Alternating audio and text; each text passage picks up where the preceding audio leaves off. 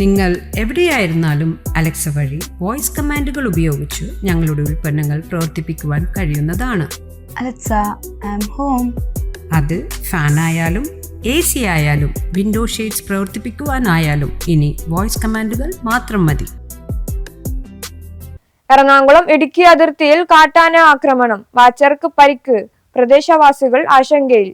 മുള്ളരിങ്ങാട് ജനവാസ മേഖലയിൽ ഭീതി വിതച്ച കാട്ടാനയെ തുരത്താനുള്ള ശ്രമത്തിനിടെ താൽക്കാലിക വാച്ചർക്ക് പരിക്ക്. വെള്ളിയാഴ്ച പുലർച്ചെയാണ് ജനവാസ മേഖലയായ മുള്ളരിങ്ങാട് അമേൽ തൊട്ടി മുസ്ലിം പള്ളി ഭാഗത്ത് ഒറ്റയാനെത്തിയത്. പ്രദേശത്തെ കൃഷിയിടങ്ങളിലേക്ക് കടന്ന കാട്ടാന വലിയ നാശനഷ്ടമുണ്ടാക്കി. വനാതിർത്തിയിൽ സ്ഥാപിച്ച ഫെൻസിംഗ് കാട്ടാന തകർത്തു. വനത്തിലേക്ക് തുരത്താനുള്ള ശ്രമത്തിനിടെ കാട്ടാന ജനങ്ങൾക്ക് നേരെ ആക്രമിക്കാൻ പ്ലാനെടുക്കുകയായിരുന്നു.